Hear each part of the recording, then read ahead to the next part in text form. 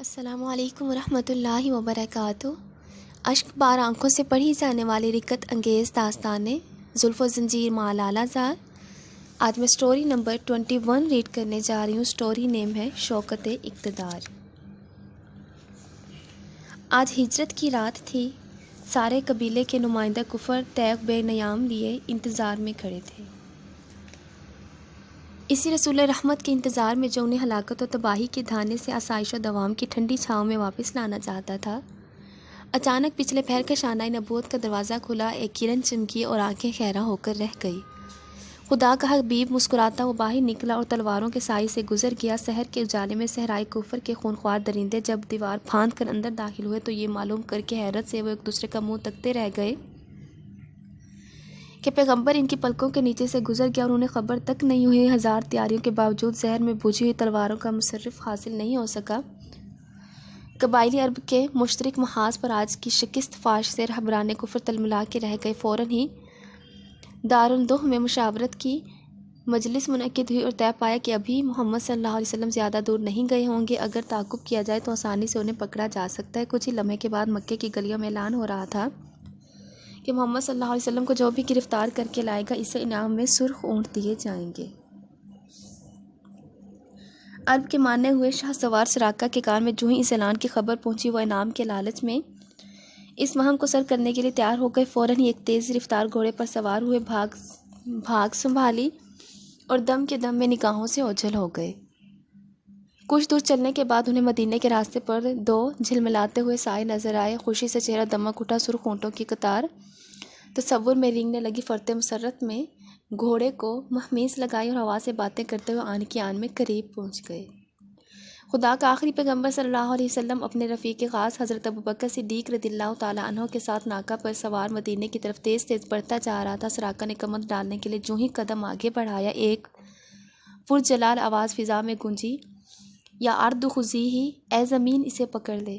فرما روائے کونین کا حکم تھا۔ گیتی کا کلیجہ ہل گیا۔ فوراً زمین شق ہو گئی اور سراقہ کے گھوڑے کا پاؤں گھٹنے تک دھنس گیا۔ سراقہ نے ہزار کوشش کی لیکن زمین کی گرفت سے چھٹکارا حاصل نہیں کر سکے۔ جب عاجز و مجبور ہو گئے تو دو عالم کے تاجدار سے رحم کی درخواست کی۔ سرکار نے ان کی درخواست کو شرف قبولیت بخشا اور زمین سے خطاب فرمایا، اترو کی، اچھا اب اسے چھوڑتے۔ ابھی یہ الفاظ فضا میں گونج ہی رہے تھے کہ اچانک زمین کی گرفت ڈھیلی پڑ گئی اور گھوڑے کا پاؤں باہر نکل آیا۔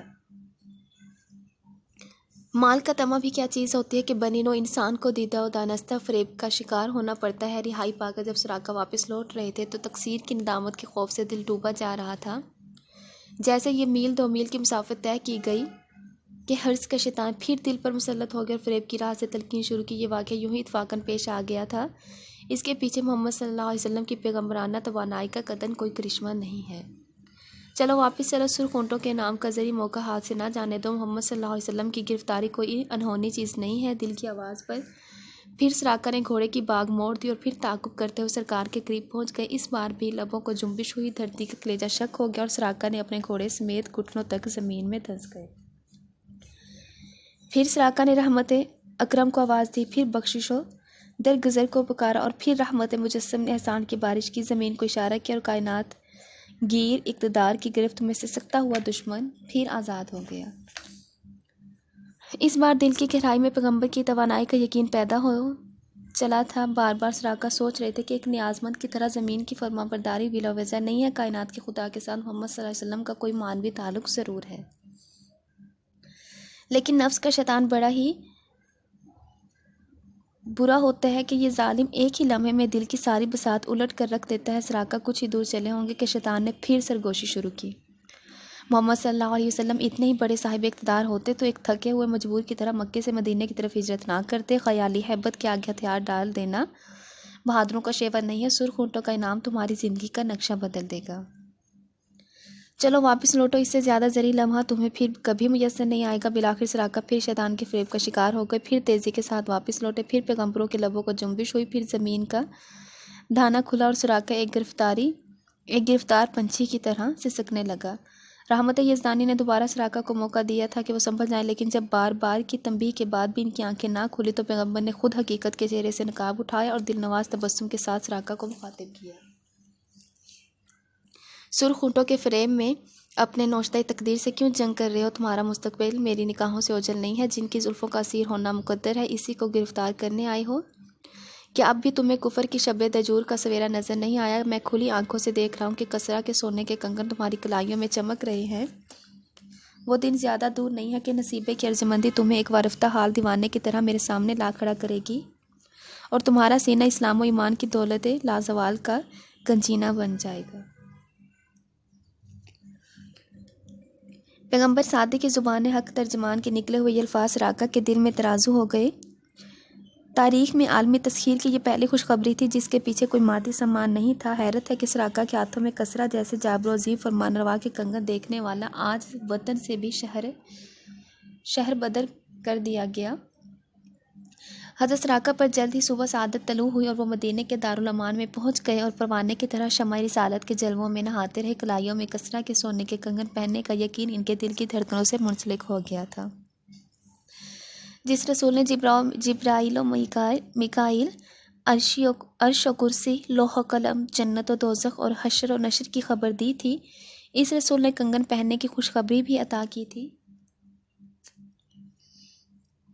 زندگی کے دن اسی انتظار میں گزرتے گئے، یہاں تک کہ خلافت فاروقی کے عہد زری میں حضرت راکا سخت بیمار پڑ گئے، علالت سنگین ہو گئی۔ صورتحال شہادت دے رہی تھی کہ اب چند سانسوں کے مہمان رہ گئے ہیں۔ اکابر صحابہ کرام بالنگ کے قریب جمع ہو گئے۔ عالم برزخ کی طرف منتقل ہونے والے کے نام کچھ لوگ اپنا پیام و سلام کہنا ہی چاہتے تھے کہ حضرت راکا نے اپنی آنکھیں کھول دی اور مسکراتے ہوئے کہا، آپ حضرات اطمینان رکھیں، یہ میرا آخری وقت نہیں ہے۔ اس وقت موت میرے قریب نہیں آئے گی جب تک میں اپنے ہاتھوں میں کسرا کے کنگن نہ پہن لوں۔ ہر چیز اپنی جگہ سے ٹل سکتی ہے، سرکار رسالت کا فرمان نہیں ٹل سکتا۔ چنانچہ ایسا ہی ہوا کہ حضرت راکا موت کے چنگل سے نکل آئے اور دیکھتے دیکھتے کچھ دنوں میں بالکل صحت یاب ہو گئے۔ آج مدینے میں ہر طرف مسرتوں کی بارش ہو رہی تھی۔ سجدہ شکر کے اضطراب سے سب کی پیشانیاں بوجھل ہو گئی تھی۔ سپیدہ سحر نمودار ہوتے ہی لشکر اسلامی کا قاصد فتح ایران کی خوشخبری لے کر آیا تھا۔ محمد صلی اللہ علیہ وسلم کے غلاموں نے دنیا کی سب سے بڑی طاقت کو اپنے قدموں تلے روند ڈالا تھا۔ آج تاریخ میں پہلی بار کسرا کے ایوانوں پر عظمت اسلامی کا پرچم لہرا رہا تھا۔ حق کے سطوت و جبروت کے آگے باطل اقتدار کا غرور چکنا چور ہو گیا۔ چند ہی دنوں کے بعد ایران سے اموال غنیمت بکھیر دیا گیا۔ امیر المومنین حضرت فاروق اعظم رضی اللہ تعالیٰ عنہ نے سب سے پہلے کسرا کے کنگن دریافت کے تلاش کے بعد جب وہ مل گئے تو حضرت راکا کو آواز دی گئی۔ اس وقت حضرت راکا کا عالم قابل دید تھا، ناز سے جھوم رہے تھے، فرط مسرت سے چہرہ کھلا جا رہا تھا۔ ارمانوں کے ہجوم میں مچلتے ہوئے اٹھے اور فاروق اعظم کے سامنے کھڑے ہو گئے۔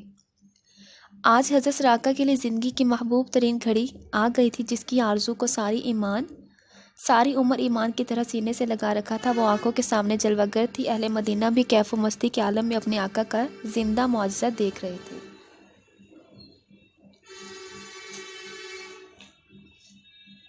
امنڈتے ہوئے خوشی کے آنسوؤں میں حضرت راکا کی کلائیوں میں کسرا کے کنگن پہنائے، سر پہ تاج رکھا اور شاہی قبا زیبتن کروائی۔ حضرت راکا کی شاہانہ سجدے دیکھ کر اہل مدینہ جذبات سے بے قابو ہو گئے۔ فرط شوق میں منہ سے چیخ نکل آئی۔